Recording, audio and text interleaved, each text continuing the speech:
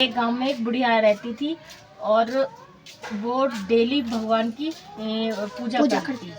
तो उसका नाम था कृष्णाबाई। गांव वालों ने नाम रख दिया उसका, वैसे था सुखदेवी उसका नाम था, बट गांव वालों ने उसको कृष्णाबाई, जब वो कृष्ण की भक्ति थी तो उसका नाम रख दिया कृष्णाबाई। कृष्णाबाई जो थी वो बहुत बूढ़ी थी और हमेशा वो कृष्ण के भजन में ही लीन रहती थी। हर रोज वो कृष्ण फूलों की माला बनाती थी और फूलों की माला बना के कृष्ण भगवान को पहनाती थी। जो इसके पास एक मूर्ति थी वो उसमें, और भगवान को भोग लगाती, भगवान का भजन करती रहती थी हमेशा बुढ़िया। उसको सब जो गांव में थे सब उसको कृष्ण की भक्त कहते थे। ये कृष्ण की भक्त है, तभी उनको ऐसी बात है सोच के ही उनका नाम कृष्णा बाई रखा था उन्होंने।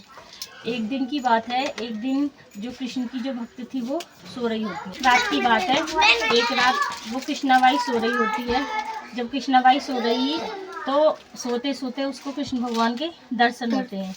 जब कृष्ण भगवान के दर्शन हुए तो कृष्ण भगवान उससे कहते हैं कि हे मैया, कल को इस गांव में बहुत बड़ा भूचाल आने वाला है, तुम सुबह को ही अपने वस्त्र वगैरह लेके और यहाँ से चली जाना।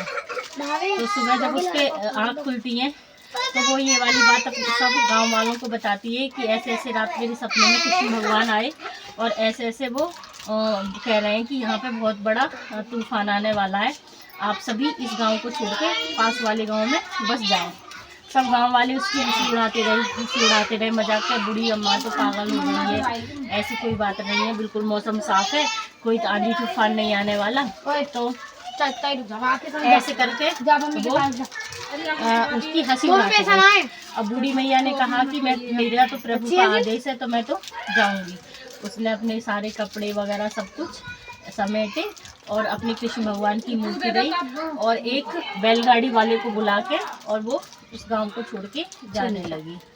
जब वो गांव को छोड़ के जा रही तब भी गांव वाले उस पर हंस रहे थे कि बूढ़ी माई पागल हो गई है और गांव छोड़ के जा रही है, कि कुछ तूफान वगैरह कुछ नहीं आने वाला।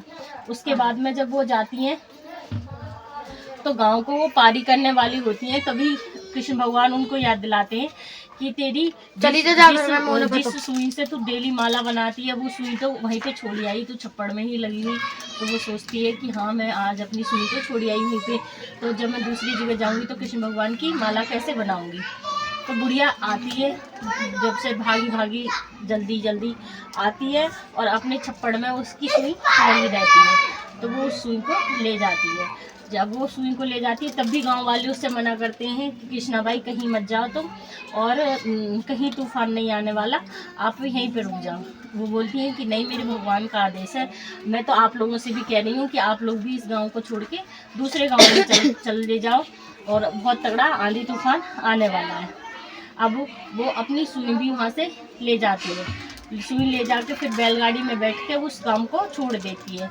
जैसे ही वो उस गांव के किनारे को छोड़ती है और दूसरे गांव में वो किनारे को पकड़ती है, तभी इतना तगड़ा तूफान आता है, इतना तगड़ा बाढ़ आती है कि वो पूरा गांव पानी में डूब जाता है, पूरा का पूरा गांव पानी में डूब जाता है। जब ये वाली बात बूढ़ी माई सुनती है तो उसे वो गांव वालों की सोच के बहुत दुख होती है कि मैंने गांव वालों को समझाया था पर गांव वालों ने मेरी बात नहीं मानी।